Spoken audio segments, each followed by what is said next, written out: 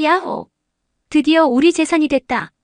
아이고, 내 아들이 이렇게 배신을 하다니. 서울 강남구 대치동에 위치한 30평대 아파트. 이곳엔 70대 후반의 박만수 씨 부부가 살고 있었다. 박만수 씨는 젊은 시절 작은 철물점을 운영하며 악착같이 돈을 모았고 은퇴 후엔 그 돈으로 부동산 몇 채를 장만해 월세를 받으며 여생을 보내고 있었다.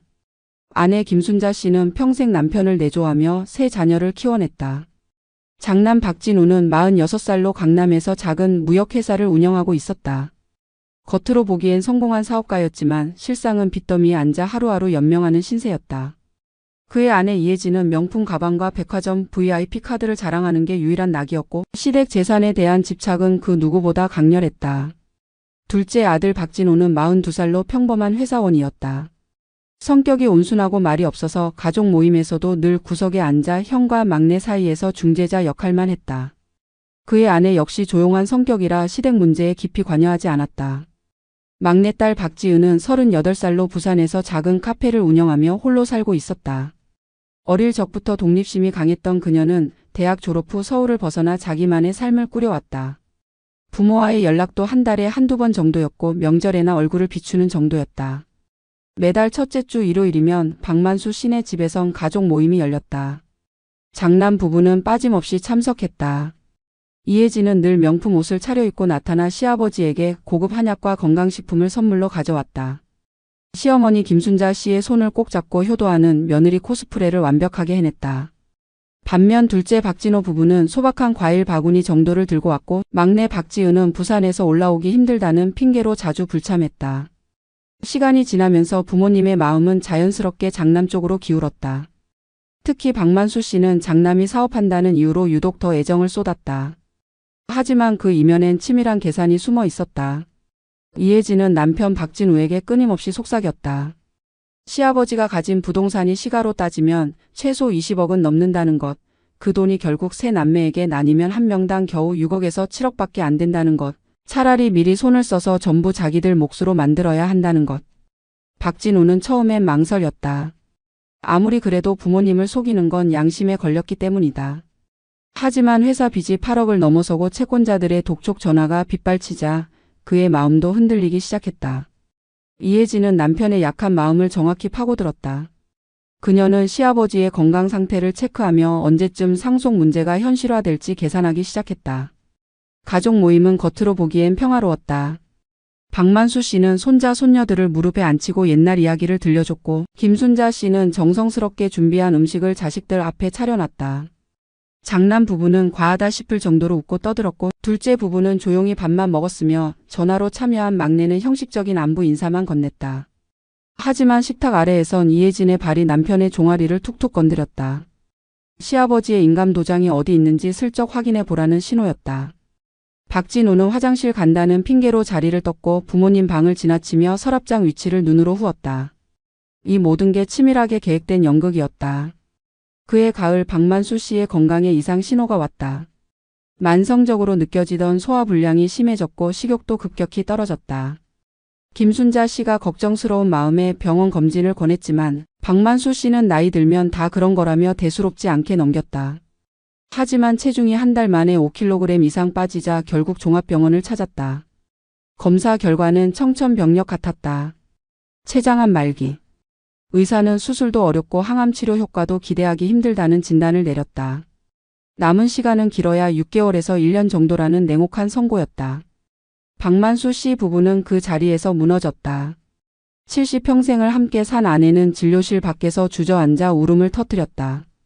소식을 들은 세 남매의 반응은 제각각이었다. 둘째 박진호는 회사에 반차를 내고 바로 병원으로 달려왔다. 눈가가 붉어진 채 아버지 손을 꼭 잡고 말없이 눈물만 흘렸다. 막내 박지은은 부산에서 급히 KTX를 타고 올라왔다. 병실 문을 열고 야윈 아버지의 모습을 본 순간 그동안 연락을 소홀히 했던 자신이 너무 미웠다. 그리고 장남 박진호 부부. 그들은 병원에 도착하자마자 슬픔보다는 계산이 먼저였다. 이혜진은 병실 복도에서 남편에게 속삭였다.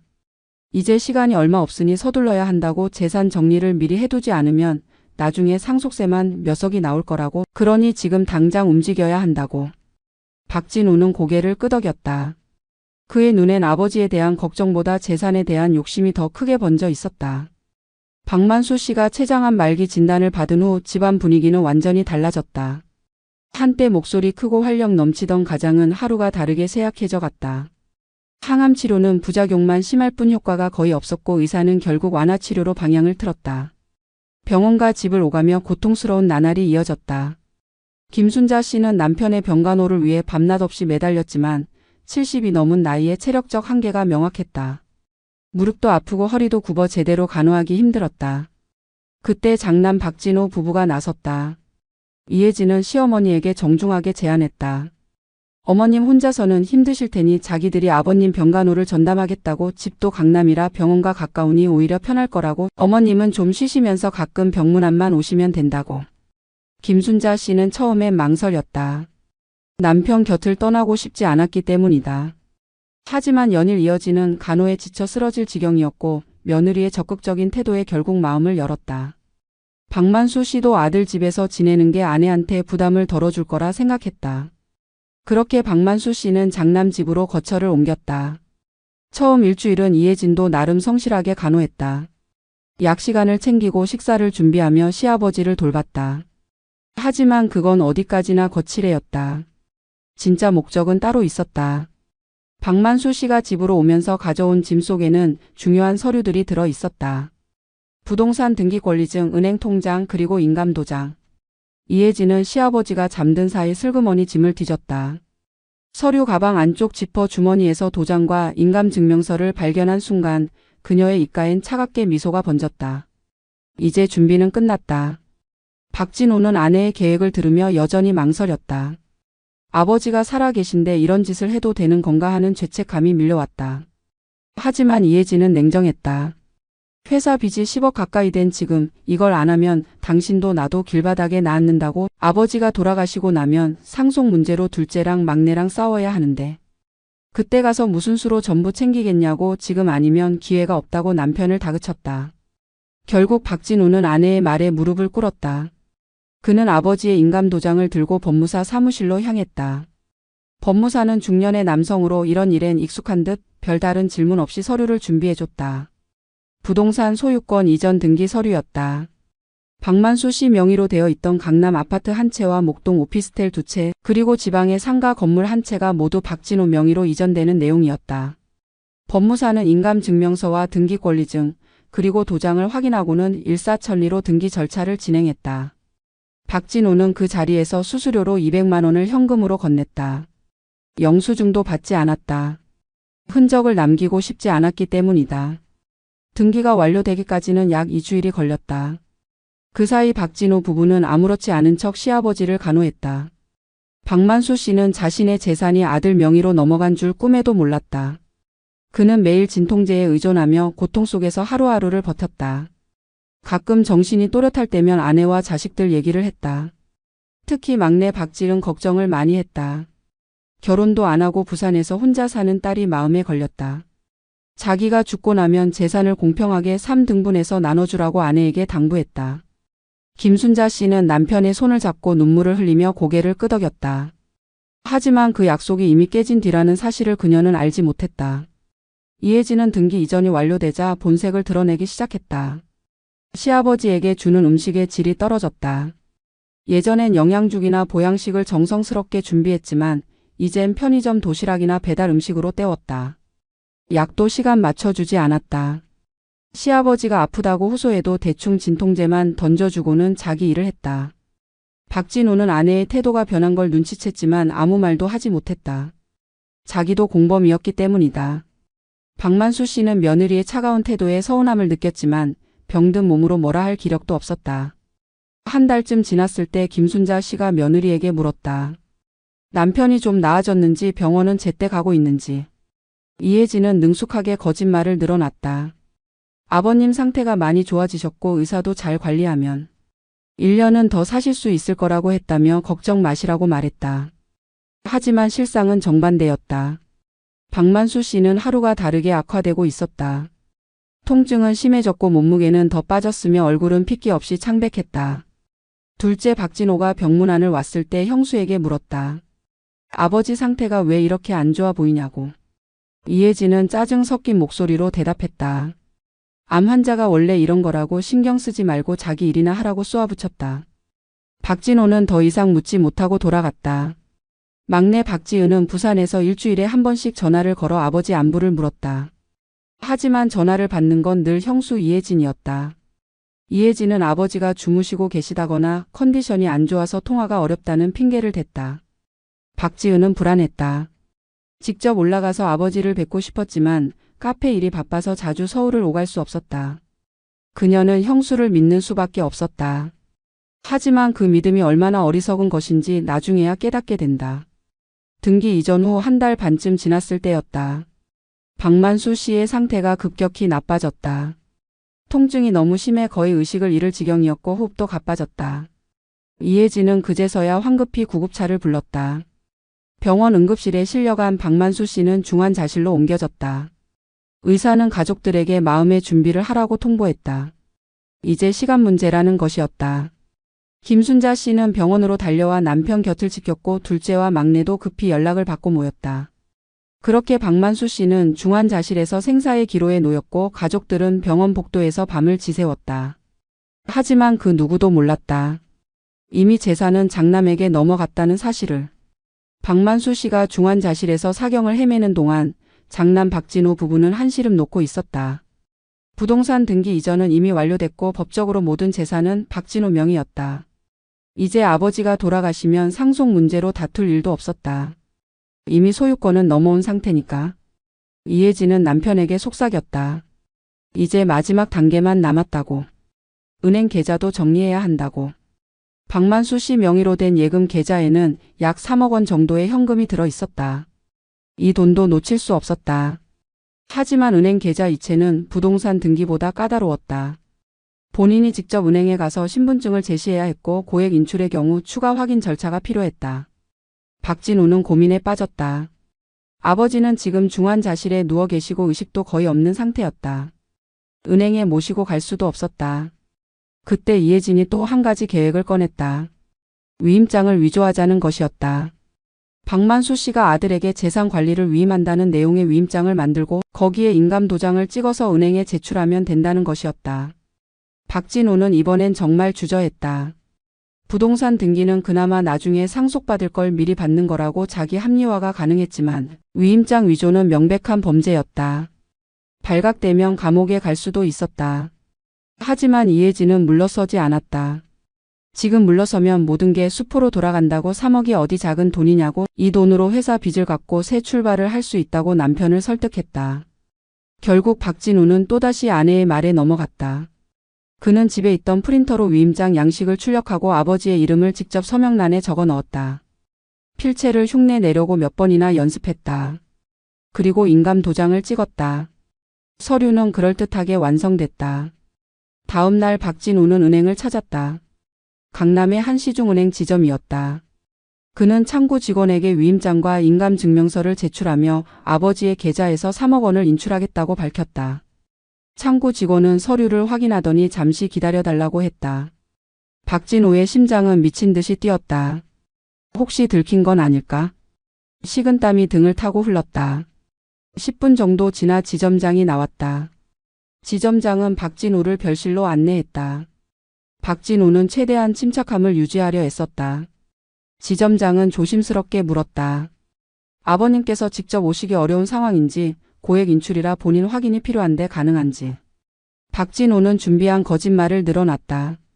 아버지가 중병으로 입원 중이라 움직일 수 없는 상태고 병원비가 급하게 필요해서 어쩔 수 없이 위임장을 받아왔다고 설명했다. 지점장은 고개를 끄덕이며 이해한다는 표정을 지었다. 하지만 절차상 본인 확인 전화는 필수라고 했다. 박진호는 당황했다. 아버지는 지금 중환자실에서 의식도 없는데 어떻게 전화를 받겠는가. 박진호는 급히 핑계를 댔다. 아버지가 지금 중환자실에 계셔서 전화를 받을 수 없는 상태라고 대신 어머니와 통화하면 안 되겠냐고 제안했다. 지점장은 난감한 표정을 지었지만 결국 어머니 확인으로 대체하겠다고 했다. 박진호는 재빨리 어머니에게 전화를 걸었다. 김순자 씨는 병원 복도에서 전화를 받았다. 아들은 어머니에게 간곡히 부탁했다. 은행에서 확인 전화가 갈 텐데. 아버지가 본인에게 위임했다고 말씀해달라고 병원비 때문에 급하다고 거짓말을 했다. 김순자 씨는 아들의 말을 의심 없이 믿었다. 잠시 후 지점장이 김순자 씨에게 전화를 걸어 확인했고 김순자 씨는 아들의 말대로 대답했다. 그렇게 박진우는 3억 원을 인출하는 데 성공했다. 돈은 현금이 아니라 박진우 명의 계좌로 이체됐다. 은행을 나서는 박진우의 다리는 후들거렸다. 범죄를 저질렀다는 죄책감과 동시에 거액의 돈을 손에 넣었다는 안도감이 교차했다. 그는 곧장 집으로 돌아가 아내에게 성공했다고 보고했다. 이혜진은 환호성을 질렀다. 이제 빚을 갚고 새 출발을 할 수 있다며 남편을 껴안았다. 하지만 그 기쁨은 오래가지 못했다. 그들이 저지른 범죄의 증거는 은행 시스템에 고스란히 남아 있었고 언젠가 그 증거가 그들을 파멸로 이끌 것이었다. 한편 박만수 씨는 중환자실에서 기적적으로 의식을 되찾았다. 완전히 회복한 건 아니었지만 대화가 가능할 정도로 정신이 돌아왔다. 의사는 마지막 힘을 쥐어짜는 거라고 설명했다. 흔히 말하는 회광반조였다. 박만수 씨는 가족들을 불렀다. 김순자 씨와 세 자녀가 모두 병상 주위에 모였다. 박만수 씨는 가느다란 목소리로 말했다. 자기가 이제 얼마 남지 않은 것 같으니 유언을 남기고 싶다고. 재산은 세 자녀에게 공평하게 나눠주고 어머니는 큰 집에서 모시되 생활비는 세 자녀가 공동으로 부담하라고 당부했다. 박진우는 아버지의 말을 들으며 창백해졌다. 이미 모든 재산이 자기 명의로 넘어온 상태였다. 아버지의 유언을 지킬 수가 없었다. 그는 고개를 숙인 채 대답도 하지 못했다. 반면 둘째 박진호와 막내 박지은은 눈물을 흘리며 아버지의 손을 잡았다. 알겠다고 아버지 뜻대로 하겠다고 약속했다. 김순자 씨도 남편의 마지막 바람을 가슴에 새겼다. 하지만 그 누구도 몰랐다. 장남이 이미 모든 걸 가로챘다는 사실을. 박만수 씨는 그렇게 마지막 유언을 남기고 다시 혼수 상태에 빠졌다. 그리고 사흘 후 조용히 숨을 거뒀다. 박만수 씨가 세상을 떠난 날 하늘은 잔뜩 찌푸려 있었다. 가을비가 부슬부슬 내리는 을씨년스러운 날씨였다. 장례식장은 서울 강남의 한 대형 병원 지하에 마련됐다. 박만수 씨가 마지막 순간을 보낸 그 병원이었다. 빈소엔 영정 사진이 걸렸고 그 앞엔 국화꽃이 가득 놓였다. 김순자 씨는 상복을 입고 영정 앞에 앉아 하염없이 눈물을 흘렸다. 70평생을 함께한 반려자를 떠나보내는 슬픔은 말로 표현할 수 없었다. 장남 박진우와 차남 박진호가 상주로 조문객을 맞았다. 박진우는 겉으로는 슬픔에 젖은 효자 역할을 완벽하게 소화했다. 조문객들에게 절을 하고 감사 인사를 전하며 눈물까지 흘렸다. 하지만 그의 머릿속엔 다른 계산이 가득했다. 장례 비용을 최소화해야 한다는 것, 조문객 명단을 체크해서 나중에 부의금을 정확히 계산해야 한다는 것, 그리고 장례가 끝나면 재산 문제로 동생들과 어떻게 대처할지에 대한 시나리오까지. 그는 아버지의 죽음조차 계산의 대상으로 삼고 있었다. 반면 박진호는 진심으로 아버지를 애도했다. 그는 조문객이 없을 때면 영정 사진 앞에 무릎을 꿇고 한참을 울었다. 아버지와의 추억들이 주마등처럼 스쳐 지나갔다. 어린 시절 아버지가 자전거 타는 법을 가르쳐 주시던 모습, 대학 입학 때 어깨를 두드리며 격려해 주시던 모습, 결혼식 때 눈물을 글썽이시던 모습. 모든 게 이제는 추억이 되어버렸다. 박진호는 형이 이상하게 침착하다는 느낌을 받았지만 그저 형 나름대로 슬픔을 사귀는 방식이라고 생각했다. 막내 박지은은 부산에서 올라와 장례식장에 도착했다. KTX를 타고 3시간을 달려온 그녀의 얼굴은 눈물과 비에 젖어 있었다. 빈소에 들어서자마자 영정 사진 앞에 무릎을 꿇고 목 놓아 울었다. 그동안 부산에서 바쁘다는 핑계로 자주 찾아뵙지 못한 게 너무나 후회됐다. 마지막 몇 달은 아버지가 아프신 줄도 모르고 지냈다. 형수가 괜찮다고 했기 때문이다. 그런데 이렇게 갑자기 돌아가시다니. 박지은은 자책감에 몸부림쳤다. 장례 절차는 박지은이 주도적으로 맡았다. 원래 장례 준비는 장남이 해야 했지만 박진우는 중요한 결정들을 계속 회피했다. 관을 어떤 걸로 할지, 수의는 어떤 걸로 할지, 발의는 언제 할지, 장지는 어디로 할지. 매번 나중에 정하자며 미뤘다. 사실 그는 장례 비용이 아까워서 최대한 저렴하게 치르고 싶었다. 하지만 막내 박지은이 나서면서 상황이 달라졌다. 박지은은 아버지를 위해 최선을 다하고 싶었다. 그녀는 자신의 저축 2천만 원을 모두 장례 비용으로 쓰기로 결심했다. 박지은은 장례 지도사와 상담하며 모든 걸 준비했다. 관은 고급 원목으로 수의는 명주로 꽃은 아버지가 좋아하시던 백합으로 가득 채웠다. 발의는 3일장으로 하되 조문객들이 충분히 조문할 수 있도록 넉넉한 시간을 배정했다. 장지는 경기도 양평의 한 자연장지로 정했다. 아버지가 생전에 자연을 좋아하셨기 때문이다. 모든 비용은 박지은이 부담했다. 형 박진우는 막내가 알아서 하니 오히려 좋다는 표정이었다. 그는 한 푼도 쓰지 않으면서 장례를 치를 수 있어 속으로 기뻐했다. 이혜진은 장례식장에서도 명품 옷을 입고 나타났다. 검은색 샤넬 투피스에 에르메스 백을 들고 왔다. 상주의 아내로서 조문객을 맞아야 했지만 그녀의 태도는 건성이었다. 형식적으로 고개만 숙이고 빨리 자리를 떴다. 대신 복도에서 스마트폰으로 쇼핑몰을 검색하거나 친구들과 메시지를 주고받았다. 시아버지의 죽음은 그녀에게 아무런 감정도 일으키지 못했다. 오히려 이제 완전히 재산이 확정됐다는 안도감만 있었다. 조문객들 사이에서 수군거림이 시작됐다. 장남 며느리의 태도가 너무 불성실하다는 것, 장례 비용을 막내딸이 다 부담한다는 것, 장남은 왜 그렇게 인색하게 구는지 이해할 수 없다는 것. 친척 어르신들은 특히 박진우 부부에게 곱지 않은 시선을 보냈다. 하지만 박진우는 아랑곳하지 않았다. 어차피 장례 끝나면 다시 볼 사람들도 아니었다. 그는 겉으로만 슬픈 척하며 시간이 빨리 지나가길 기다렸다. 둘째 날 밤 조문객이 뜸해지자 세 남매가 빈소 한쪽에 모였다. 어머니 김순자 씨는 지쳐서 잠깐 쉬러갔고 이혜진도 어디론가 사라진 상태였다. 박지은이 먼저 말을 꺼냈다. 아버지 재산 정리를 어떻게 할 건지 얘기해야 한다고. 아버지가 유언으로 3등분하라고 하셨으니 그렇게 해야 한다고 말했다. 박진호도 고개를 끄덕였다. 당연히 아버지 뜻대로 해야 한다고 동의했다. 하지만 박진우는 애매하게 얼버무렸다. 장례 끝나고 천천히 얘기하자고 지금은 아버지 영전에서 그런 얘기하기 곤란하다고 말을 돌렸다. 박지은은 형의 태도가 이상하다고 느꼈다. 뭔가 숨기는 게 있는 것 같았다. 하지만 지금은 아버지 장례가 우선이었다. 그녀는 더 이상 추궁하지 않고 물러섰다. 대신 장례가 끝나면 반드시 재산 문제를 명확히 정리하자고 못 박았다. 박진우는 마지못해 고개를 끄덕였다. 하지만 그의 속내는 달랐다. 어떻게든 시간을 끌면서 동생들에게 재산이 이미 넘어갔다는 사실을 최대한 늦게 알리고 싶었다. 그리고 그 사이에 빠져나갈 구멍을 찾고 싶었다. 셋째 날 아침 발인식이 거행됐다. 관은 영부차에 실렸고 가족들은 버스를 타고 양평 장지로 향했다.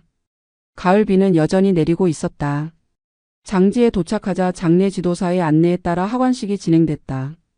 박만수 씨의 관이 천천히 땅속으로 내려갔다. 김순자 씨는 그 모습을 보며 기절할 듯 오열했다. 자식들도 모두 눈물을 흘렸다. 박진우조차 그 순간만큼은 진짜 눈물을 흘렸다. 아버지에 대한 죄책감이 밀려왔기 때문이다. 하지만 그 눈물은 오래가지 않았다. 장례가 끝나고 일주일쯤 지났을 때 박지은은 어머니와 함께 아버지의 집을 정리하기 시작했다. 아버지가 돌아가시기 전까지 살던 대치동 아파트였다. 옷가지와 책, 생활용품들을 하나씩 정리하며 추억을 되새겼다. 어머니 김순자 씨는 남편의 옷을 만지며 또다시 눈물을 흘렸다.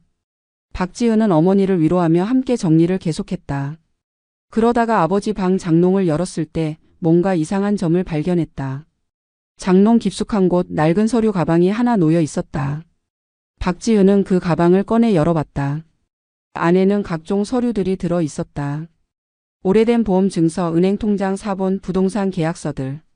박지은은 하나씩 꺼내며 확인했다. 그런데 이상한 점이 있었다. 아버지가 소유하고 계셨다는 부동산 등기 권리증이 보이지 않는 것이었다. 분명 강남 아파트와 목동 오피스텔, 지방 상가 건물까지 여러 채가 있다고 들었는데 등기 권리증이 한 장도 없었다. 박지은은 어머니에게 물었다. 아버지 등기 권리증이 어디 있는지 아시냐고. 김순자 씨는 고개를 갸웃했다. 아버지가 살아계실 땐 늘 이 서류 가방에 넣어두셨는데 이상하다고 했다. 혹시 형님 집으로 가실 때 가져가셨나 싶어 박진우에게 전화를 걸었다. 박진우는 전화를 받자마자 당황한 목소리로 대답했다. 잘 모르겠다고 아버지가 어디 두셨는지 자기는 모른다고 했다.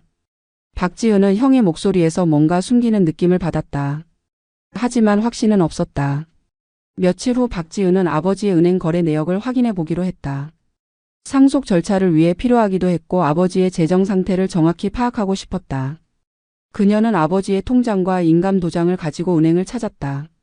하지만 은행 창구 직원은 난처한 표정을 지었다. 이 계좌는 이미 잔액이 없다고 했다. 박지은은 깜짝 놀랐다. 분명 몇 달 전만 해도 3억 원 이상이 있던 계좌였다. 어떻게 된 거냐고 물었다. 직원은 거래 내역을 출력해줬다. 그 내역에는 충격적인 사실이 적혀 있었다. 아버지가 돌아가시기 한 달 전 3억 원이 한 번에 인출됐다는 것. 그것도 장남 박진우의 계좌로 이체됐다는 것. 박지은은 머리가 멍해졌다. 아버지는 그 당시 중환자실에 계셨다. 의식도 거의 없으셨다. 어떻게 은행 거래를 하셨단 말인가. 그녀는 즉시 직원에게 물었다. 본인이 직접 오셔서 인출하신 건지. 직원은 기록을 확인하더니 대답했다. 아니, 아들분이 위임장을 가지고 오셔서 대리 인출하셨다고. 위임장. 박지은은 그 단어에 주목했다. 아버지가 중환자실에 계실 때 위임장을 작성하실 리 없었다. 그렇다면 위조된 것일 가능성이 높았다. 박지은은 위임장 사본을 요청했다. 은행 규정상 본인이나 법정 상속인에게는 제공할 수 있다고 했다. 며칠 후 우편으로 받은 위임장 사본을 본 박지은은 확신했다. 이건 아버지의 필체가 아니었다. 아버지는 오른손잡이셨는데 말년의 관절염으로 글씨를 잘 못 쓰셨다. 하지만 이 위임장의 서명은 너무 또박또박하고 힘이 있었다. 누군가 아버지 이름을 흉내낸 것이었다. 박지은은 즉시 둘째 오빠 박진호에게 연락했다. 둘이 만나 은행 거래 내역과 위임장 사본을 함께 확인했다. 박진호도 이상하다는 반응을 보였다. 아버지가 그 상태에서 이런 서류를 작성하실 리 없다고 이건 명백히 위조라고 판단했다. 두 사람은 형 박진우를 추궁하기로 결정했다. 하지만 그 전에 더 확실한 증거를 모으고 싶었다. 박지은은 부동산 등기부등본을 떼어보기로 했다. 등기소를 찾은 박지은은 아버지 명의로 된 부동산들의 등기부등본을 신청했다. 강남 아파트, 목동 오피스텔 2채, 지방 상가 건물까지 총 4건이었다. 서류가 나오는데 이틀이 걸렸다. 등기부등본을 받아든 박지은은 그 자리에서 다리가 풀렸다. 모든 부동산의 소유권이 이미 장남 박진우에게 이전돼 있었다. 이전 날짜는 아버지가 돌아가시기 2달 전이었다. 아버지가 장남 집에서 병간호를 받던 바로 그 시기였다. 이건 우연이 아니었다. 명백한 범죄였다. 박지은은 등기부등본을 들고 박진호에게 달려갔다. 두 사람은 카페에 앉아 서류를 펼쳐놓고 분석했다. 모든 정황이 명확했다.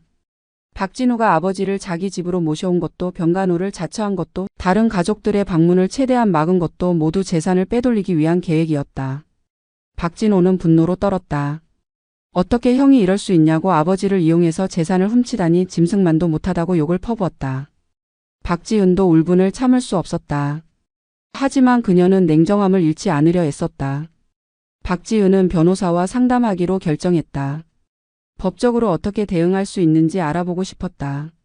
그녀는 인터넷으로 상속 전문 변호사를 찾았다. 서울 서초동에 있는 법무법인이었다. 상담 예약을 잡고 박진호와 함께 방문했다. 변호사는 50대 중반의 여성이었다. 그녀는 박지은이 가져온 서류들을 꼼꼼히 검토했다. 은행 거래 내역, 위임장 사본, 등기부등본까지. 변호사는 심각한 표정으로 말했다. 이건 명백한 사문서 위조 및 횡령 사건이라고. 형사 고소도 가능하고 민사 소송도 가능하다고 설명했다. 다만 입증이 중요한데 지금 가진 증거만으로도 충분히 승소 가능성이 높다고 했다. 특히 위임장의 필적 감정을 받으면 위조 사실이 명확히 드러날 것이라고 조언했다. 변호사는 우선 내용 증명을 보내 재산 반환을 요구하고 만약 거부하면 즉시 소송을 제기하라고 권했다. 박지은과 박진호는 변호사의 조언대로 움직이기로 했다. 하지만 그 전에 한 번만 형과 직접 대화를 나눠보기로 했다. 가족 간의 문제를 법정까지 가져가고 싶지 않았기 때문이다. 만약 형이 잘못을 인정하고 재산을 제대로 분배할 의사가 있다면 형사 고소는 하지 않을 생각이었다.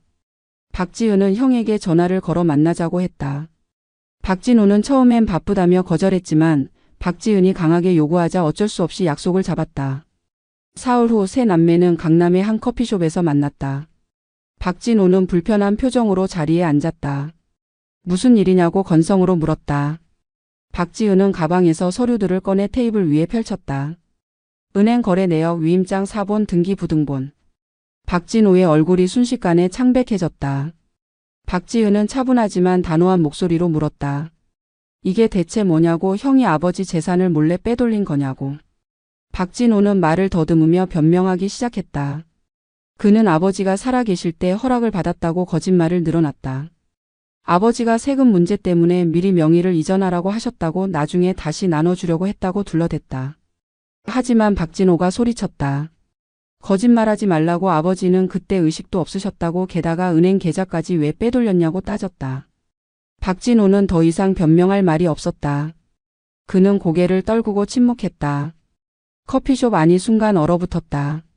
박지은은 최후 통첩을 보냈다. 일주일 안에 모든 재산을 원래대로 돌리고 3등분하라고, 그렇지 않으면 형사고소와 민사소송을 동시에 진행하겠다고 선언했다. 박진우는 당황한 표정으로 시간을 달라고 애원했다. 지금 회사 사정이 어려워서 돈을 당장 돌려줄 수 없다고, 조금만 기다려달라고 빌었다. 하지만 박지은은 단호했다. 일주일이라는 기한은 절대 연장하지 않겠다고 못 박았다. 세 남매는 그렇게 최악의 분위기 속에서 헤어졌다. 박진호는 카페를 나서며 아내 이혜진에게 급히 전화를 걸었다. 큰일 났다고 동생들이 다 알아냈다고 떨리는 목소리로 말했다. 일주일의 기한이 흘렀지만 박진우로부터 아무런 연락이 없었다. 박지은은 더 이상 기다릴 수 없었다. 그녀는 변호사에게 연락해 소송 준비에 착수했다. 민사소송으로 재산 반환을 청구하고 동시에 형사고소로 사문서 위조와 횡령 혐의를 입증하기로 했다. 변호사는 승소 가능성이 매우 높다고 재차 확신시켰다. 하지만 소송은 시간이 오래 걸리고 비용도 만만치 않았다. 박지은은 카페 운영으로 모은 전 재산을 쏟아부을 각오를 했다. 소송 준비를 하던 중 박지은은 다시 한번 아버지의 집을 찾았다. 어머니 김순자 씨가 혼자 사시기엔 너무 큰 집이라 정리해서 작은 곳으로 이사하려는 계획이 있었다. 박지은은 어머니를 도와 짐을 정리하기 시작했다. 아버지 방에 큰 장롱을 비우던 중 맨 아래 서랍 깊숙한 곳에서 낡은 봉투 하나를 발견했다. 갈색 크라프트지 봉투였는데 먼지가 수북이 쌓여 있어 오래전부터 그곳에 있었던 것 같았다. 박지은은 봉투를 열어봤다. 안에는 여러 장의 서류가 들어 있었다. 첫 장을 꺼내보는 순간 그녀의 손이 떨렸다. 그건 차용증이었다. 채무자 이름란에는 박진호와 이혜진의 이름이 나란히 적혀 있었고 채권자는 박만수였다. 금액은 1억 5천만 원. 날짜는 5년 전이었다. 차용증에는 이자율과 상환 조건까지 명확히 기재돼 있었고 무엇보다 놀라운 건 공증 도장이 찍혀 있다는 것이었다. 법적 효력이 확실한 문서였다. 박지은은 다음 서류를 꺼냈다. 또 다른 차용증이었다. 이번에는 3억 원. 날짜는 3년 전. 역시 공증이 되어 있었다. 세 번째 서류도 차용증이었다. 2억 원. 2년 전 날짜.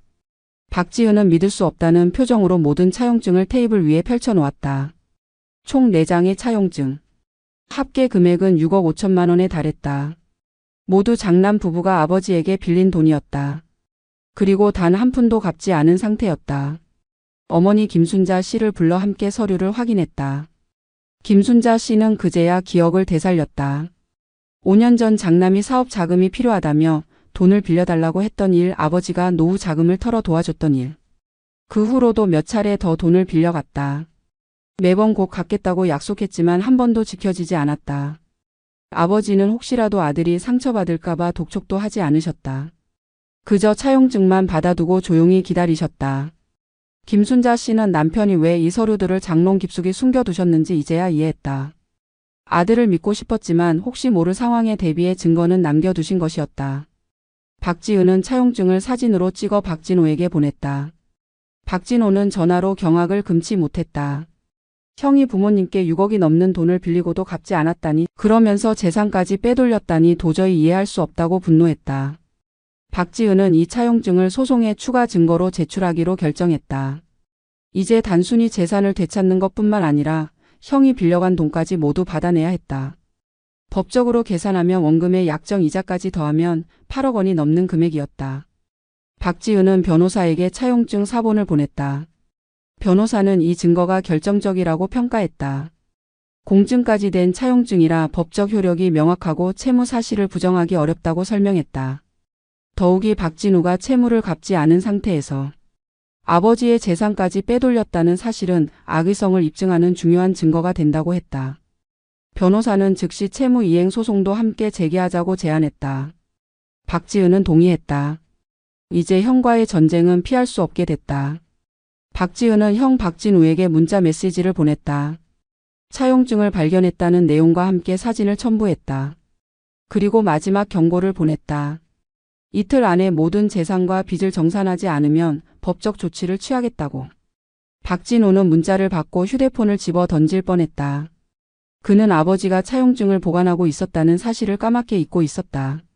아니 어쩌면 알면서도 아버지가 돌아가시면 증거가 사라질 거라 생각했을지도 몰랐다. 하지만 그 계산은 완전히 빗나갔다. 박진우는 급히 아내 이혜진과 대책을 논의했다. 이혜진은 처음엔 차용증이 위조일 수도 있다고 우겼다. 하지만 공증까지 됐다는 말에 할 말을 잃었다. 공증 기록은 공증 사무소에 남아 있어 확인이 가능했다. 위조라고 주장할 수 없었다. 박진우는 머리를 쥐어뜯었다. 재산 반환도 문제인데 6억이 넘는 빚까지 갚으라니 도저히 방법이 없었다.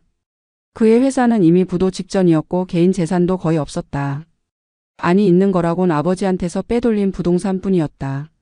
이혜진은 남편에게 소리쳤다. 당신이 처음부터 제대로 계획했어야 했다고 차용증 같은 건 미리 없애든가 했어야 했다고 비난했다. 박진우는 아내의 말에 반박할 수 없었다. 모든 게 자기 잘못이었다. 욕심을 부린 대가가 이제 현실로 다가오고 있었다. 그는 막내에게 전화를 걸어 용서를 빌었다. 잘못했다고 시간을 좀 더 달라고 애원했다. 하지만 박지은은 냉정했다. 이미 기회는 충분히 줬다고 이제는 법대로 하겠다고 선언했다. 전화는 그렇게 끊겼다. 이틀 후 박지은과 변호사는 서울중앙지방법원에 소장을 제출했다. 민사소송으로 부동산 소유권 이전, 무효 확인 및 원상회복 청구 그리고 채무 이행 청구를 동시에 진행했다. 또한 경찰서에 형사 고소장도 제출했다. 사문서 위조 횡령 사기 혐의였다. 법원과 경찰은 각각 사건을 접수하고 조사를 시작했다. 박진우에게는 법원 출석 통지서와 경찰 조사 통보서가 동시에 날아갔다. 그의 삶은 그렇게 서서히 무너지기 시작했다. 소송이 시작되자 박진우의 일상은 완전히 무너졌다. 아침에 눈을 뜨면 가장 먼저 떠오르는 건 법원과 경찰서였다. 변호사를 선임해야 했지만 그럴 돈도 없었다. 결국 국선 변호인을 신청했다. 변호인은 사건 내용을 검토하더니 고개를 저었다. 승소 가능성이 거의 없다는 판단이었다. 증거가 너무 명확했다. 공증된 차용증, 위조된 위임장, 무단 이전된 부동산 등기. 변호인은 차라리 합의를 권했다. 하지만 합의하려 해도 돈이 없었다. 박진호의 무역회사는 이미 한계에 다다라 있었다. 거래처들은 대금 지불이 늦어지자 하나둘 거래를 끊었다. 직원들도 월급이 밀리자 사표를 냈다. 사무실 임대료도 석 달째 밀렸다. 결국 회사는 문을 닫았다. 폐업 신고를 하는 날 박진우는 텅 빈 사무실에 홀로 앉아 오열했다. 15년간 일궈온 사업이 이렇게 허무하게 무너지는 순간이었다. 집안 분위기도 최악이었다. 아내 이혜진은 남편을 원망하며 하루 종일 히스테리를 부렸다. 명품 가방과 옷들을 중고거래 사이트에 올려 팔기 시작했다. 하지만 그걸로는 턱없이 부족했다. 그녀는 친정에도 도움을 요청했지만 친정 부모도 형편이 넉넉지 않았다. 오히려 사위가 시댁 재산을 빼돌렸다는 소식을 듣고 분노했다. 장인은 전화로 박진우를 호되게 꾸짖었다. 그런 짓을 하고도 부끄럽지 않냐고 딸을 당장 데려오겠다고 위협했다. 이혜진은 결혼 생활이 무너지는 걸 느꼈다. 한편 박진우는 이 모든 상황을 지켜보며 복잡한 신경에 빠졌다. 그는 처음엔 형이 나쁜 놈이라고만 생각했다. 하지만 시간이 지나면서 다른 생각이 들었다. 혹시 자기도 형과 같은 처지였다면 똑같이 했을까? 재산 욕심은 누구에게나 있는 것 아닐까? 박진호는 자기 자신에게 솔직해지기로 했다. 사실 그도 부모님 재산에 대한 기대가 있었다. 아파트 한 채 정도는 상속받아서 자식들 교육비에 보태고 싶었다. 하지만 형처럼 범죄를 저지를 용기는 없었다. 아니, 그럴 기회가 없었다고 해야 정확했다. 박진호는 막내 박지은에게 조심스럽게 제안했다. 형을 너무 몰아붙이지 말고 선에서 타협하는 게 어떻겠냐고. 결국 가족 아니냐고. 형이 감옥에 가면 형수와 조카들은 어떻게 되냐고 설득했다. 하지만 박지은은 단호했다. 오빠도 형 편을 드는 거냐고. 형이 저지른 짓이 얼마나 나쁜 건지 모르냐고 반박했다. 아버지를 속이고 재산을 훔쳤으며 6억 원이 넘는 빚도 안 갚았는데 그걸 가족이라는 이유로 덮을 수 있냐고 따졌다. 박진호는 더 이상 말하지 못했다. 막내의 말이 옳았다. 첫 번째 재판 날짜가 잡혔다. 서울중앙지방법원 민사 15부 법정이었다. 박지은과 박진호는 변호사와 함께 법정에 출석했다. 피고 박진호와 이혜진도 국선 변호인과 함께 나타났다. 방청석에는 어머니 김순자 씨와 몇몇 친척들이 앉아 있었다. 재판이 시작되자 분위기는 무겁게 가라앉았다. 판사는 서류를 검토한 후 피고 측 변호인에게 답변을 요구했다. 국선 변호인은 형식적인 답변을 늘어놓았다. 피고는 아버지의 허락을 받아 재산을 이전했으며 차용증도 상환할 의사가 있다는 내용이었다. 하지만 구체적인 증거는 제시하지 못했다. 원고 측 변호사는 즉시 반박했다. 아버지는 재산 이전 당시 중환자실에 입원해 있었으며 의식이 거의 없는 상태였다고 의료기록이 이를 증명한다고 주장했다. 또한 위임장의 필체가 아버지 것이 아니라는 필적 감정 결과도 제출했다. 법정 분위기는 원고 측에 유리하게 흘러갔다. 판사는 피고에게 직접 물었다. 정말 아버지의 허락을 받았는지, 그렇다면 어떤 방식으로 허락을 받았는지. 박진호는 제대로 대답하지 못하고 말을 더듬었다. 판사는 다시 물었다. 차용증에 대해서는 어떻게 생각하는지, 왜 6억 원이 넘는 돈을 갚지 않았는지. 박진호는 고개를 숙였다. 회사 사정이 어려웠다고 갚으려 했지만 여유가 없었다고 변명했다. 판사는 차갑게 말했다. 돈을 갚을 여유가 없으면서 왜 아버지 재산을 가로챘는지 이해할 수 없다고. 재판은 약 2시간 동안 진행됐다. 원고 측은 차용증, 등기부등본, 은행거래 내역, 위임장 필적, 감정서, 의료기록 등 모든 증거를 체계적으로 제출했다. 피고 측은 제대로 된 반박을 하지 못했다. 재판이 끝나고 법정을 나서는 박진우의 어깨는 축 처져 있었다. 반면 박지은은 승리를 확신했다. 변호사도 1차 재판은 완벽하게 이겼다고 평가했다. 다음 재판에서 최종 판결이 나올 예정이었다. 집으로 돌아온 박진우는 소파에 주저앉았다. 아내 이혜진은 재판 결과를 묻지 않았다. 남편의 표정만 봐도 알 수 있었다. 그녀는 한숨을 쉬며 방으로 들어가 문을 닫았다. 부부 사이는 이미 냉랭해질 대로 냉랭해진 상태였다. 서로를 원망하고 비난하는 게 일상이 됐다. 아이들도 부모의 싸움을 보며 불안해했다. 가정은 완전히 무너지고 있었다. 그날 밤 박진우는 술을 마셨다. 소주 2병을 연달아 비우고 치기에 휩싸였다. 그는 아버지 영정 사진을 꺼내 들고 울었다. 아버지께 죄송하다고 욕심 때문에 이렇게 됐다고 용서해달라고 중얼거렸다. 하지만 아버지는 대답하지 않았다. 사진 속 아버지는 그저 온화하게 미소 짓고 있을 뿐이었다. 박진우는 그 미소가 오히려 더 괴로웠다. 며칠 후 경찰서에서 연락이 왔다. 형사 사건 조사를 위해 출석하라는 통보였다. 박진우는 경찰서를 찾아가 조사를 받았다. 형사는 차갑게 질문을 던졌다. 위임장을 위조했는지, 아버지 도장을 무단으로 사용했는지, 재산을 빼돌린 이유가 무엇인지. 박진우는 모든 걸 자백했다. 변명할 여지가 없었다. 회사 빚 때문에 어쩔 수 없었다고 나중에 갚으려 했다고 말했지만 형사는 코웃음을 쳤다. 그건 변명이 될 수 없다고 명백한 범죄라고 통보했다. 조사가 끝나고 박진우는 경찰서를 나왔다. 그는 길을 걸으며 자신의 인생이 어디서부터 잘못됐는지 생각해봤다. 욕심을 부린 순간부터였다. 모든 선택이 잘못됐다. 그리고 이제 그 대가를 치러야 할 시간이 다가오고 있었다. 박진우는 집으로 돌아가는 대신 한강 다리를 걸었다. 물을 내려다보며 이런 생각까지 했다. 차라리 여기서 뛰어내리면 모든 게 끝나지 않을까? 하지만 용기가 없었다. 그는 그저 다리 난간에 기대어 한참을 서 있다가 집으로 돌아갔다. 박지은은 재판 준비에 전념했다.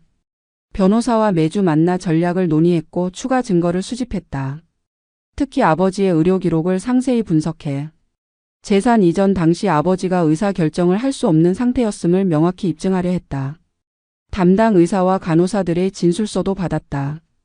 모두 박만수 씨가 그 시기에 의식이 혼미했고 제대로 된 대화가 불가능했다고 증언했다. 이는 결정적인 증거였다. 또한 은행 거래 내역을 더욱 정밀하게 분석했다.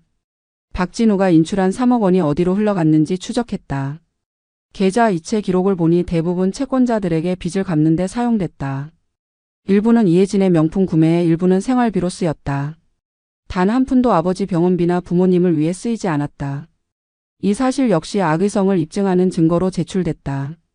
박지은은 완벽하게 준비하고 싶었다. 형에게 단 하나의 변명거리도 남겨주고 싶지 않았다. 박진호는 누나를 도와 증인들을 찾아다녔다. 아버지와 가까웠던 친구분들, 이웃 어르신들, 예전 거래처 사람들까지 만나 진술을 받았다. 많은 사람이 박만수 씨가 생전에 장남에게 큰 돈을 빌려줬다는 얘기를 들었다고 증언했다. 또한 박만수 씨가 돈을 못 받아 속상해 하셨다는 증언도 있었다. 한 어르신은 이런 말을 했다. 박만수 씨가 술자리에서 장남 얘기를 하며 눈물을 글썽이셨다고 자식이 효도는 못할 망정. 부모 돈까지 떼먹으니 마음이 아프다고 하셨다고.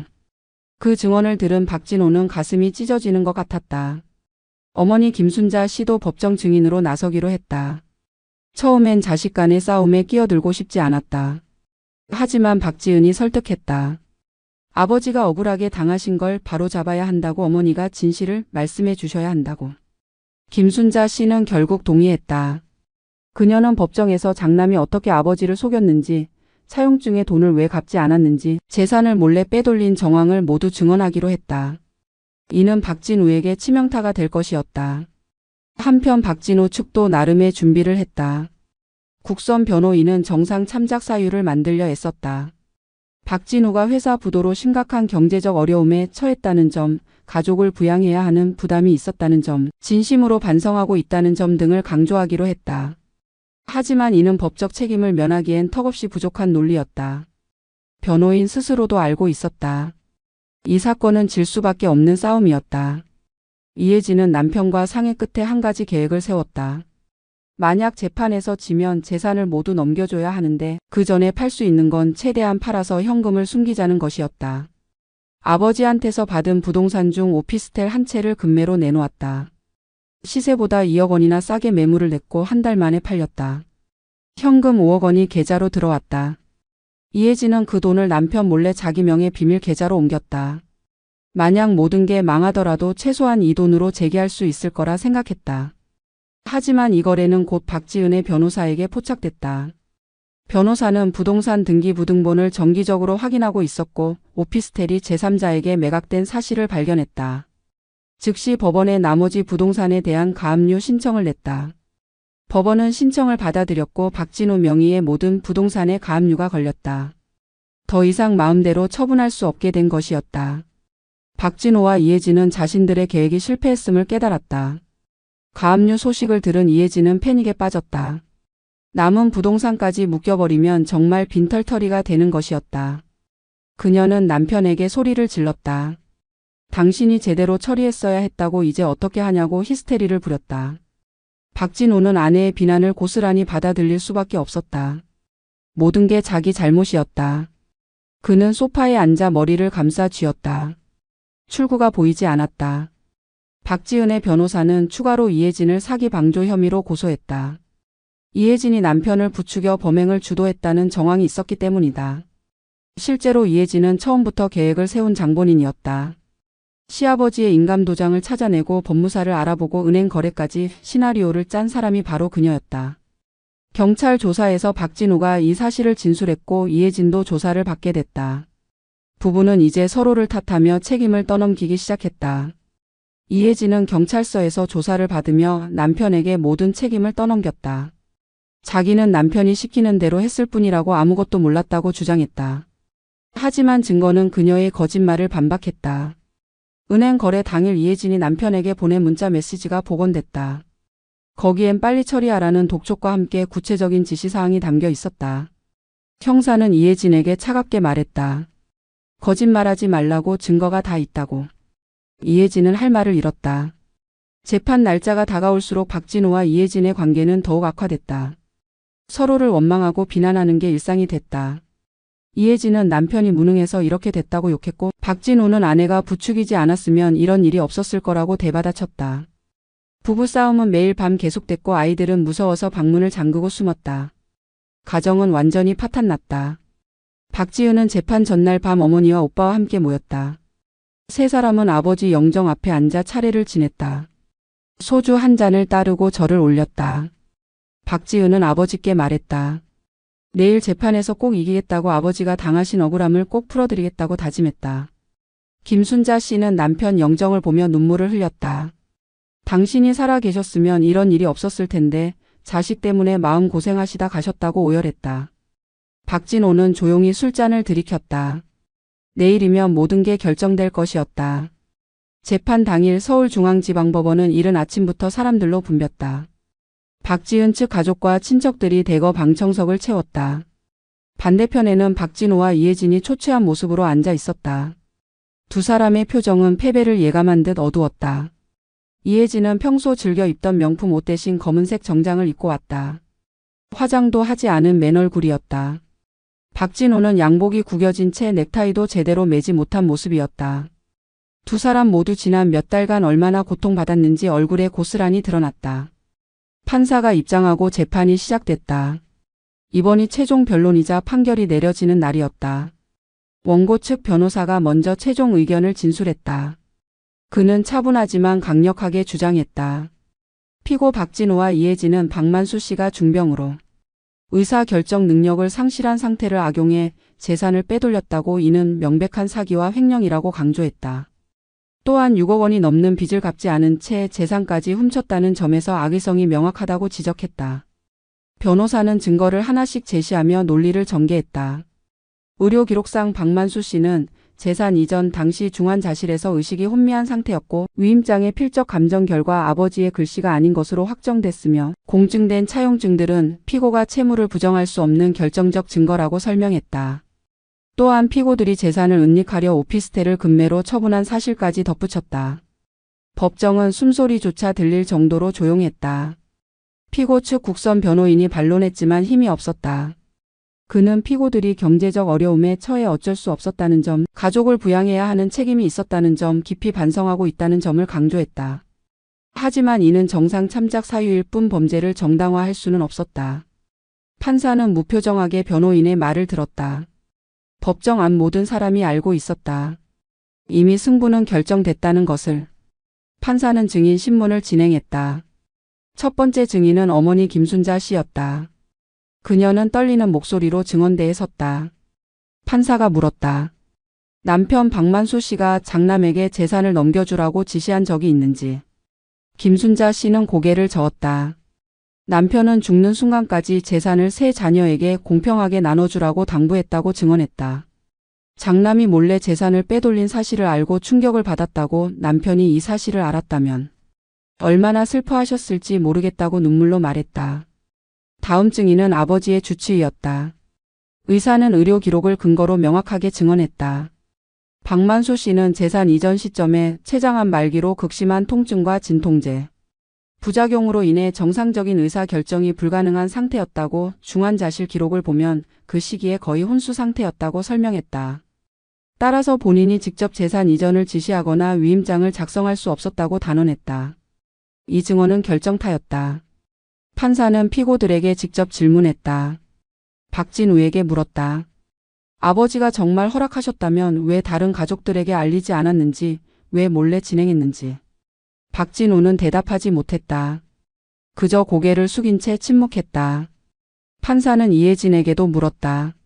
시아버지한테 6억 원이 넘는 빚이 있으면서 왜 갚지 않았는지, 그러면서 어떻게 재산을 가져갈 생각을 했는지.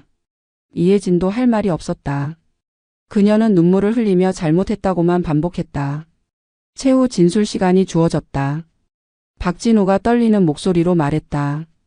자신이 너무 큰 잘못을 저질렀다고 욕심 때문에 아버지를 배신했다고 동생들에게도 용서를 구한다고 눈물을 흘리며 말했다. 하지만 법정은 냉정했다. 눈물로 용서받을 수 있는 문제가 아니었다. 이혜진은 진술 기회를 포기했다. 더 이상 할 말이 없었다. 그녀는 고개를 떨군 채 자리에 앉아 있었다. 판사는 잠시 서류를 검토한 후 판결을 선고했다. 민사 판결부터였다. 피고 박진호와 이혜진은 원고들에게 부동산 소유권을 즉시 원상 복구할 것, 차용원금 6억 5천만 원과 약정이자 2억 3천만 원, 합계 8억 8천만 원을 연대하여 지급할 것이라는 판결이 내려졌다. 또한 오피스텔 급매로 얻은 5억 원도 반환하라는 명령이 추가됐다. 총 13억 8천만 원의 배상 판결이었다. 방청석에서 박지은 측 가족들은 안도의 한숨을 내쉬었다. 형사 판결도 이어졌다. 사문서 위조, 횡령, 사기 혐의가 모두 유죄로 인정됐다. 박진호는 징역 3년에 집행유예 5년, 이혜진은 징역 2년에 집행유예 4년이 선고됐다. 집행유예 기간 중 사회봉사 300시간도 함께 명령됐다. 판사는 판결문을 낭독하며 말했다. 피고들은 혈육에 대한 신뢰를 저버리고 중병에 걸린 아버지를 이용해 재산을 탈취한 중대한 범죄를 저질렀다고, 다만 초범이고 반성하는 태도를 보여 집행유예를 선고한다고 설명했다. 판결이 끝나고 법정이 파했다. 박진호와 이혜진은 그 자리에 주저앉았다. 13억이 넘는 돈을 갚으라는 판결, 집행유예지만 범죄자라는 낙인. 인생이 완전히 무너지는 순간이었다. 반면 박지은과 박진호는 변호사와 악수를 나누며 승리를 확인했다. 길고 힘든 싸움이었지만 결국 이겼다.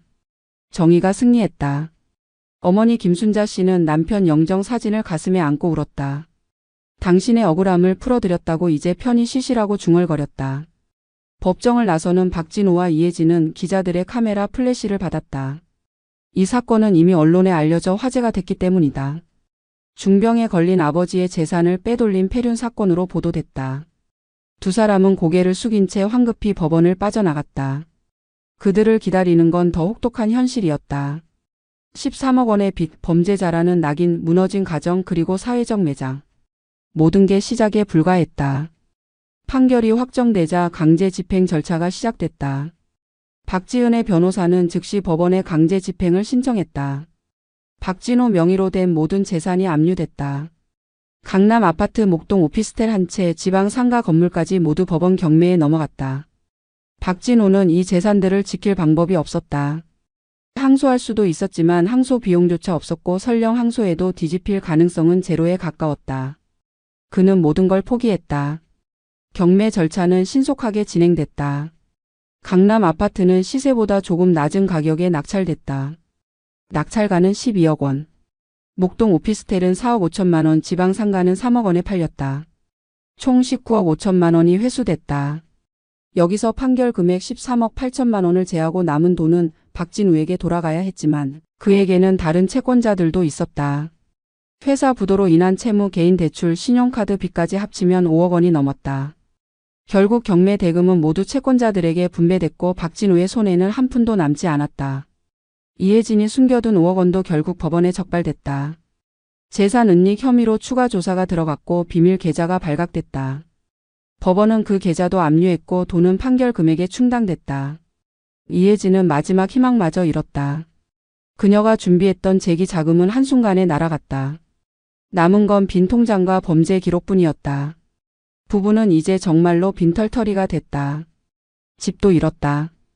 박진호 가족이 살던 집은 전세였는데 전세금을 마련할 길이 없었다. 집주인은 전세 만기가 다가오자 계약 연장을 거부했다. 범죄자 가족을 더 이상 집에 두고 싶지 않았다. 박진호는 전세금을 돌려받아 다른 집을 알아봤지만 신용불량자가 된 상태라 집을 구할 수가 없었다. 결국 가족은 월세 단칸방으로 이사해야 했다. 강남 아파트에서 관악구 쪽방촌으로. 추락의 속도는 상상을 초월했다. 이사하는 날 이혜진은 명품 가방들과 옷들을 담은 박스를 보며 울었다. 이제 이런 것들은 아무 의미가 없었다. 팔아봤자 얼마 되지 않았고 빚을 갚기엔 턱없이 부족했다. 그녀는 모든 명품을 중고 매장에 헐값에 넘겼다. 3천만 원어치 넘게 산 물건들이 500만 원에 팔렸다. 그나마 그 돈으로 월세 보증금과 생활비를 마련했다. 이혜진은 자신의 인생이 어떻게 이렇게 됐는지 이해할 수 없었다. 아이들도 고통받았다.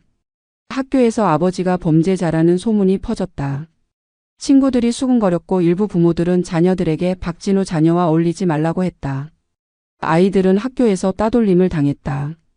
큰아이는 결국 전학을 갔고 작은 아이는 상담 치료를 받아야 했다. 박진호는 자식들에게 미안한 마음뿐이었다. 자기 욕심 때문에 아이들까지 고통받게 만들었다. 박진우는 일자리를 구하려 했지만 쉽지 않았다. 범죄 기록 때문에 정상적인 직장에 취직할 수 없었다. 이력서를 내면 범죄 사실 조회에서 걸러졌다. 결국 일용직 노동자로 전락했다. 건설 현장에서 막노동을 하며 하루 10만 원을 벌었다. 날씨가 나쁘면 일감이 없어 수입도 불규칙했다. 40대 중반의 나이에 육체 노동은 너무 힘들었다. 허리와 무릎이 아팠지만 참을 수밖에 없었다. 먹고 살아야 했다. 이혜진도 일을 해야 했다. 그녀는 평생 일을 해본 적이 없었다. 결혼 후 줄곧 전업주부로 살았고 남편 돈으로 명품이나 사고 친구들과 차 마시는 게 일상이었다. 하지만 이제는 달랐다. 그녀는 식당에 취직해 설거지와 서빙 일을 시작했다. 하루 8시간 일하고 월 200만 원을 받았다. 손은 거칠어졌고 몸은 녹초가 됐다. 명품을 입고 다니던 자신의 과거가 꿈만 같았다. 부부 관계는 최악으로 치달았다. 서로를 원망하고 저주했다. 이혜진은 남편이 무능해서 이렇게 됐다고 비난했고 박진우는 아내가 부추기지 않았으면 이런 일이 없었을 거라고 대받았다. 매일 밤 싸움이 이어졌고 이웃들이 항의할 정도였다. 아이들은 부모의 싸움 소리를 들으며 이불을 뒤집어 쓰고 울었다. 가정은 완전히 파괴됐다. 박진우는 술로 하루를 마감했다. 편의점에서 산 싸구려 소주를 마시며 자신의 인생을 되돌아봤다. 어디서부터 잘못됐을까? 대학을 졸업하고 사업을 시작했을 때는 꿈이 있었다. 성공해서 부모님을 모시고 편하게 살고 싶었다. 하지만 욕심이 과했다. 능력을 넘어서는 사업 확장, 과소비, 그리고 결정적으로 부모님 재산에 대한 탐욕. 모든 선택이 잘못됐다. 박진우는 소주잔을 들며 눈물을 흘렸다. 하지만 눈물로 되돌릴 수 있는 건 아무것도 없었다. 한편 박지은은 경매로 회수한 재산을 정리했다. 아버지가 남긴 부동산들을 제대로 된 소유자들에게 돌려놓았다. 강남 아파트는 어머니 명의로 나머지는 세 남매가 공동 소유하기로 했다. 아버지의 유언대로 공평하게 나눴다. 차용증의 돈도 회수됐다. 그 돈은 어머니의 노후 자금으로 남겨두기로 했다. 박지훈과 박진호는 자신들의 몫을 어머니께 드리기로 합의했다. 어머니가 편하게 여생을 보내시길 바랐다. 김순자 씨는 아들의 몰락을 지켜보며 복잡한 신경에 빠졌다. 한편으로는 아들이 저지른 죄를 생각하면 당연한 대가라고 여겨졌다. 하지만 다른 한편으로는 여전히 자식이 불쌍했다. 그녀는 몇 번이나 박진우를 찾아가 볼까 고민했다. 하지만 박지은이 말렸다. 형은 스스로 자초한 일이니 스스로 책임져야 한다고 어머니가 동정을 베풀면 형은 또다시 의존하려 할 거라고 설득했다. 김순자 씨는 결국 아들을 만나지 않기로 했다. 마음은 아팠지만 옳은 선택이라고 생각했다. 경매 낙찰 후 명도 절차가 시작됐다. 명도란 건물을 비워주는 것을 의미했다. 박진호는 아직 강남 아파트에 남아 있었는데 법원은 강제 명도를 명령했다. 집행관이 나와서 강제로 짐을 빼고 문을 봉인할 예정이었다.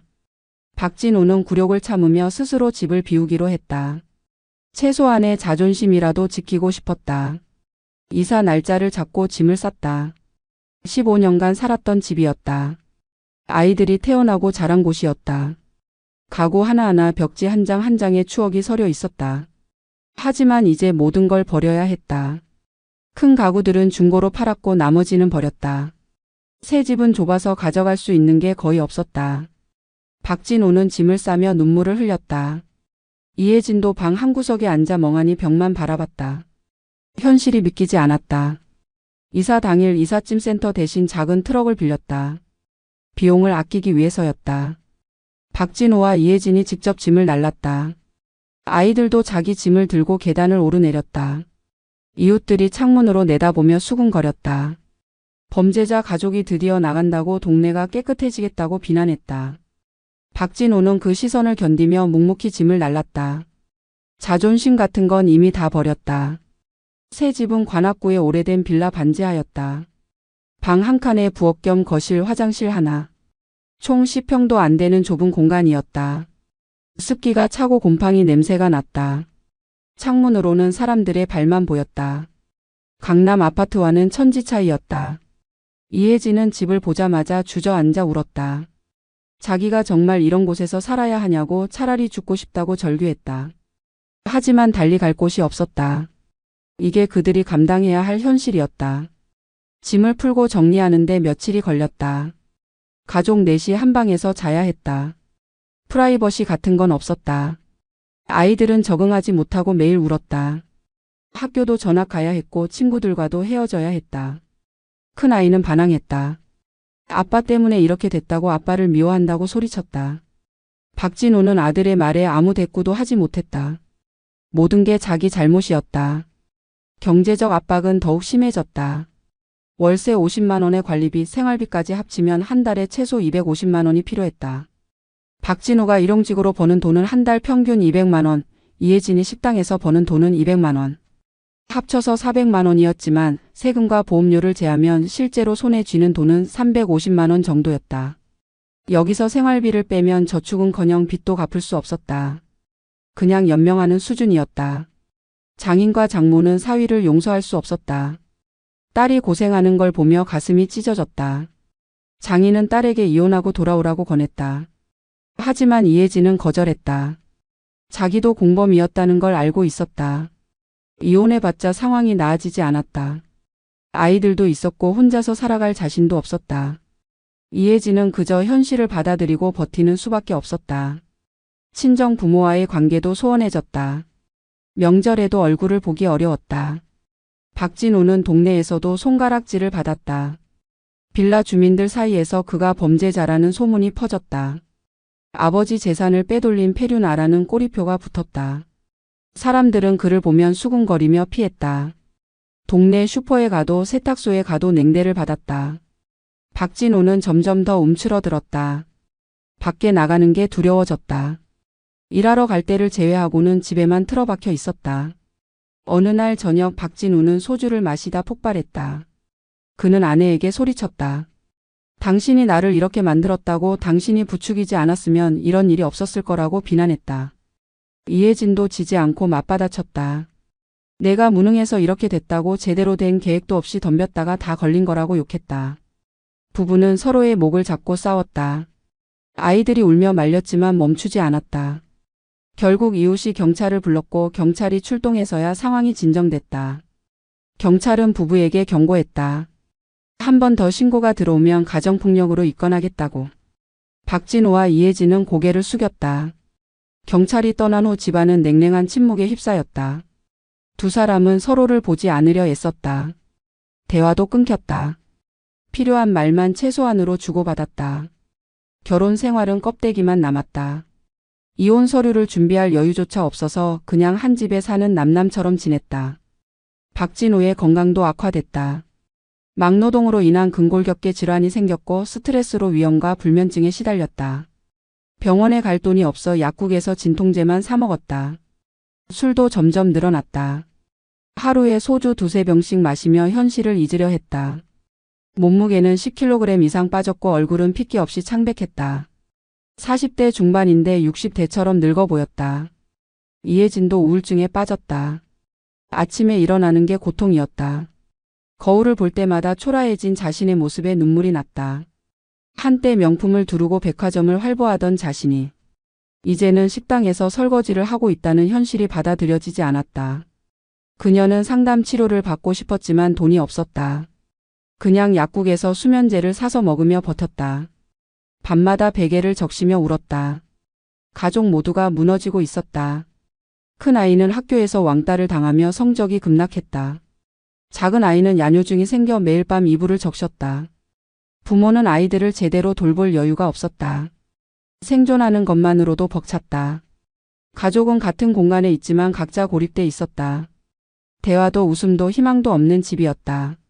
그저 하루하루를 견디며 연명할 뿐이었다. 시간이 지나면서 박진호 부부에 대한 사회적 낙인은 더욱 깊어졌다. 언론 보도 이후 인터넷 커뮤니티에서 이들의 신상이 퍼지기 시작했다. 얼굴 사진, 집 주소, 직장까지 낱낱이 공개됐다. 악플이 달렸고 비난이 쏟아졌다. 페륜아, 인간 쓰레기, 감옥에 가두어야 한다는 댓글들로 넘쳐났다. 박진호와 이혜진은 SNS 계정을 모두 삭제했지만 소용없었다. 정보는 계속 퍼져나갔다. 이혜진이 일하던 식당 사장도 결국 그녀를 해고했다. 손님들 사이에서 종업원이 범죄자라는 소문이 돌았고 일부 손님들이 불편해하며 항의했기 때문이다. 사장은 미안하다는 말과 함께 한 달치 급여를 주고 그녀를 내보냈다. 이혜진은 새로운 일자리를 찾아야 했다. 하지만 이력서를 내면 신원조회에서 걸렸다. 범죄 기록이 있는 사람을 고용하려는 곳은 거의 없었다. 결국 신원조회를 하지 않는 영세업체의 야간 청소 일을 구했다. 밤 10시부터 새벽 5시까지 빌딩 청소를 하고 한 달에 180만 원을 받았다. 박진우도 일자리를 잃었다.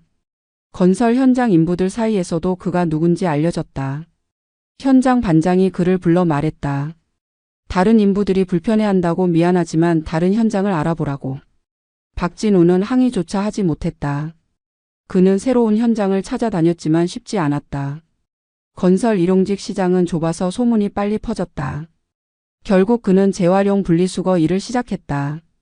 새벽에 동네를 돌며 폐지와 고철을 모으는 일이었다. 하루 종일 일해도 5만 원에서 7만 원 정도밖에 벌지 못했다. 부부의 수입은 한 달에 합쳐 250만 원 정도로 줄었다. 생활비를 빼면 남는 게 거의 없었다. 아이들에게 제대로 된 식사도 챙겨주기 어려웠다. 김치와 계란만으로 끼니를 때우는 날이 많았다. 아이들은 학교 급식으로 겨우 영양을 보충했다. 방과 후 학원은 엄두도 못 냈다. 친구들은 모두 학원에 가는데 자기들만 집에 와야 했다. 아이들은 점점 더 위축됐다. 박진우의 건강은 계속 악화됐다. 폐지를 줍다가 허리를 다쳤고 병원에 가지 못해 방치했다. 통증은 심해졌지만 진통제로 견뎠다. 어느 날은 쓰러져서 응급실에 실려갔다. 진단 결과는 추간판 탈출증이었다. 의사는 수술이 필요하다고 했지만 비용이 300만 원이 넘었다. 박진우는 수술을 포기하고 물리치료만 받기로 했다. 하지만 물리치료비도 부담이었다. 결국 몇 번 받다가 그만뒀다. 허리 통증을 안고 살아야 했다. 이혜진은 남편을 원망했다. 당신 때문에 내 인생이 망했다고, 당신만 안 만났으면 이런 고생 안 했을 거라고 매일 비난했다. 박진우는 반박하지 못했다. 모든 게 자기 잘못이라는 걸 알았다. 그는 아내의 비난을 묵묵히 들으며 견뎠다. 하지만 어느 순간 한계에 도달했다. 그는 아내에게 소리쳤다. 나만 잘못한 게 아니라고, 당신도 공범이었다고, 같이 계획했으면서 왜 나한테만 책임을 떠넘기냐고 폭발했다. 이혜진도 맞섰다.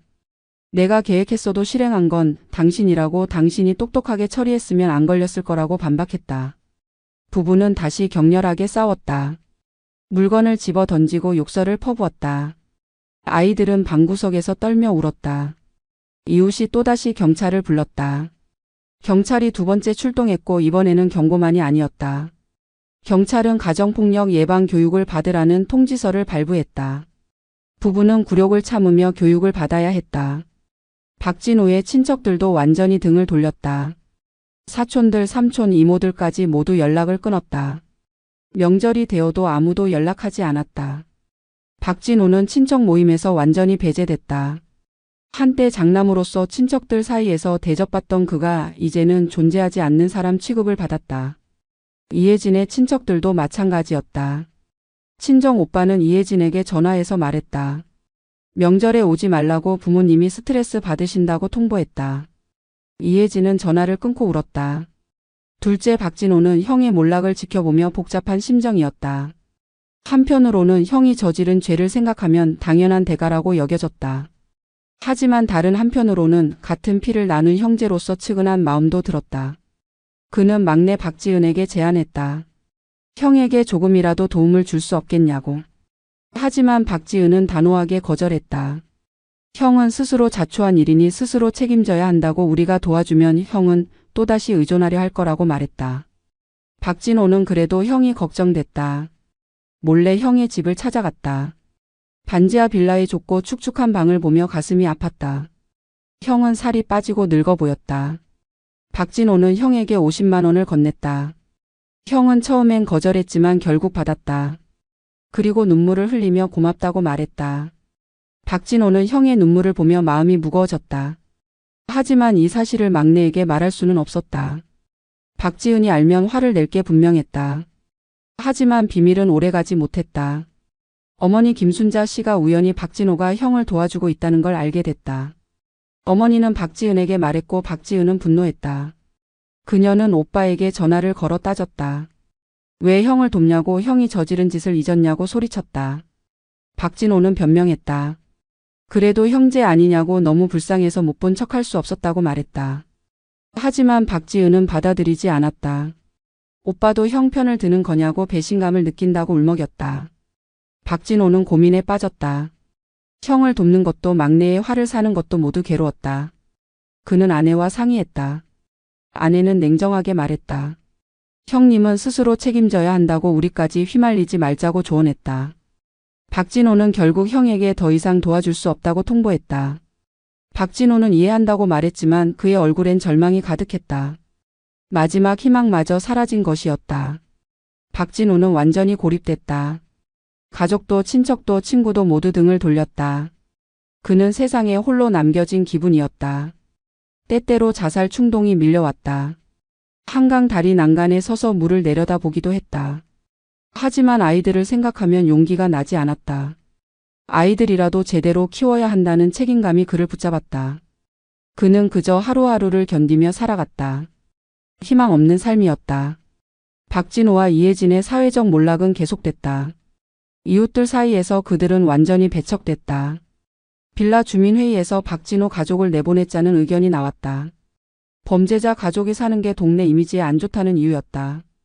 집주인도 압박을 받았다. 결국 집주인은 박진우에게 연락했다. 계약 만료되면 재계약은 어렵다고 다른 집을 알아보라고 통보했다. 박진우는 또다시 집을 옮겨야 하는 상황에 처했다. 아이들도 학교에서 극심한 괴롭힘을 당했다. 아버지가 범죄자라는 이유로 친구들이 따돌렸다. 수업 시간에도 아이들이 수군거렸고 쉬는 시간엔 놀림감이 됐다.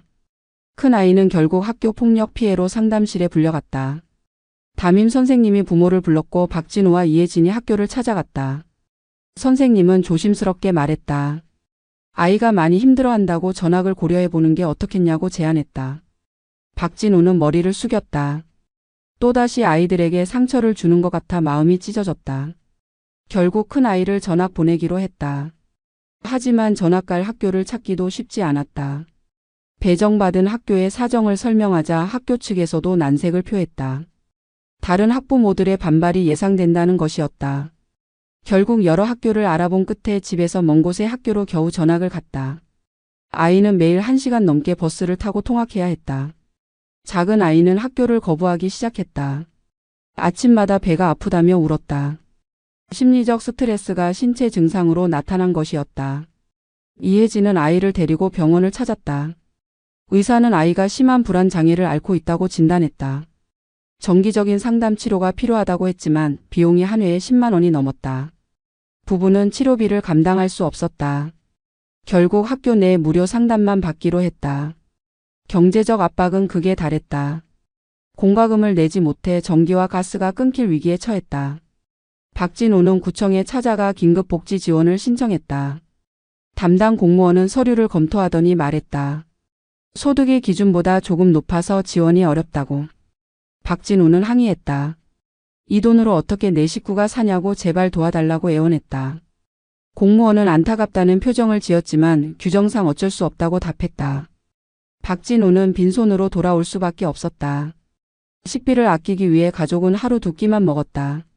아침을 거르고 점심과 저녁만 먹었다. 그마저도 라면이나 김치찌개가 전부였다. 고기는 한 달에 한 번 볼까 말까 했다. 아이들은 배가 고프다고 했지만 부모는 참으라고만 했다. 영양 불균형으로 아이들의 얼굴은 창백해졌고 키도 또래보다 작았다. 건강검진에서 영양 결핍 판정을 받았지만 개선할 방법이 없었다. 박진호는 절망 속에서 술로 도피했다. 편의점에서 가장 싼 소주를 사서 매일 밤 마셨다. 술을 마시면 잠시나마 현실을 잊을 수 있었다. 하지만 술값도 부담이었다. 한 달에 소주값으로 15만 원 가까이 나갔다. 이혜진은 남편에게 술을 끊으라고 소리쳤다. 그 돈이면 아이들 밥이라도 더 먹일 수 있다고. 하지만 박진우는 술을 끊을 수 없었다. 술이 없으면 살아갈 이유조차 찾을 수 없었다. 이혜진도 직장에서 괴롭힘을 당했다. 같이 일하는 청소 아주머니들이 그녀를 따돌렸다. 범죄자랑 같이 일하기 싫다며 대놓고 싫은 내색을 했다. 휴게실에서 밥을 먹을 때도 혼자 구석에 앉아야 했다. 누가 말을 걸어주는 사람도 없었다. 이혜진은 매일 밤 집에 와서 울었다. 이런 삶이 언제까지 계속될지 끝이 보이지 않았다. 아이들은 점점 더 병들어갔다. 큰아이는 우울증 진단을 받았고 작은 아이는 틱 장애가 생겼다. 두 아이 모두 제대로 된 치료를 받지 못했다. 병원비가 없었기 때문이다. 학교 상담 선생님은 정신과 치료를 강력히 권했지만 부모는 돈이 없다는 말만 반복했다. 아이들은 그저 병을 안고 살아가야 했다. 미래가 보이지 않는 어둠 속에서 하루하루를 견뎠다. 박진우는 신용불량자가 됐다. 각종 채무를 갚지 못해 신용등급이 최저로 떨어졌다. 은행 대출은 물론이고 통신사 할부도 불가능했다. 휴대폰이 고장 나도 새 폰을 살 수 없었다. 중고폰을 사서 간신히 사용했다. 신용카드도 모두 정지됐다. 현금만으로 살아야 했다. 조금이라도 목돈이 필요하면 사채를 쓸 수밖에 없었는데 사채 이자는 월 3할에서 5할이었다. 빚이 빚을 낳는 악순환이었다. 어느 날 박진우는 사채업자들에게 쫓겼다. 200만 원을 빌렸는데 석 달 만에 400만 원이 됐다. 갚을 길이 없었다. 사채업자들은 집 앞에서 협박했다. 돈 안 갚으면 가족들이 다칠 수도 있다고 위협했다. 박진우는 두려움에 떨었다. 그는 경찰에 신고하려 했지만 사채업자들은 교묘하게 법망을 피했다. 녹취나 증거를 남기지 않았다. 박진우는 속수무책이었다. 결국 이혜진의 친정어머니가 비밀리에 400만 원을 보내줘서 사채를 갚았다. 하지만 친정아버지가 이 사실을 알게 됐다. 장인은 격노했다. 딸에게 전화해서 소리쳤다. 더 이상 도와줄 수 없다고 그 남자랑 당장 헤어지라고 명령했다. 이혜진은 울면서 아버지를 설득했지만 소용없었다. 장인은 전화를 끊었고 그 뒤로 친정어머니의 연락도 끊겼다. 이혜진은 완전히 고립됐다. 박진우의 건강은 계속 악화됐다. 허리 디스크로 인한 통증은 날로 심해졌고 간 수치도 높아졌다. 술과 스트레스 때문이었다. 의사는 당장 입원 치료가 필요하다고 했지만 박진우는 거부했다. 입원비를 낼 돈이 없었다. 그는 진통제와 소염제만 먹으며 버텼다. 어느 날은 길에서 쓰러져 구급차에 실려갔다. 응급실에서 응급처치를 받았지만 입원은 하지 않고 귀가했다. 의료비가 두려워서였다. 이혜진도 몸이 망가졌다. 야간 청소 일은 육체적으로 너무 힘들었다. 무릎과 손목에 무리가 와서 관절염이 생겼다. 손가락이 퉁퉁 부었고 통증이 심했다. 하지만 일을 쉴 수 없었다. 쉬면 수입이 끊겼다. 그녀는 파스를 붙이고 진통제를 먹으며 일을 계속했다. 밤마다 고통 속에서 잠을 청했다. 40대 초반인데 60대처럼 늙어 보였다. 부부는 이제 서로를 원망하는 것도 지쳤다. 싸울 기력조차 없었다. 그저 같은 공간에서 각자의 고통을 견디며 살았다. 결혼 생활은 완전히 끝났지만 이혼할 여유조차 없었다. 그저 껍데기만 유지한 채 살아갔다. 2년이라는 시간이 흘렀다. 박진우는 50대 초반이 됐지만 70대처럼 보였다. 알코올 중독으로 얼굴은 붓고 피부는 거칠었다. 이빨은 여러 개 빠졌고 머리는 반백이 됐다. 폐지 수거도 제대로 못하고 노숙자 쉼터를 전전했다. 추운 겨울에는 지하철역이나 찜질방에서 밤을 보냈다. 완전히 거리의 불황자가 된 것이었다. 어느 겨울날 밤 박진우는 한강 다리 밑에서 잠들었다. 술에 취해 있었고 추위를 느끼지 못했다. 영하의 날씨에 그대로 노출됐다. 다음 날 아침 산책하던 시민이 그를 발견했다. 이미 저체온증으로 의식을 잃은 상태였다. 구급차가 출동했고 병원으로 이송됐다. 의사들이 응급처치를 했지만 상태는 심각했다. 폐렴과 간경화 그리고 심각한 영양실조까지 겹쳤다. 병원은 보호자에게 연락하려 했다. 박진우의 신원을 확인하고 가족들에게 전화를 걸었다. 먼저 어머니 김순자 씨에게 연락이 갔다. 김순자 씨는 충격을 받았다. 아들이 그렇게까지 망가졌다는 사실에 가슴이 무너졌다. 그녀는 박지은과 박진호에게 알렸다. 박진호는 즉시 병원으로 달려갔다. 하지만 박지은은 가지 않았다. 형은 이미 자기 인생에서 지워버린 사람이었다. 박진호가 중환자실에 들어가 형을 봤을 때 눈물이 났다. 병상에 누운 형은 사람이라기보다 해골에 가까웠다.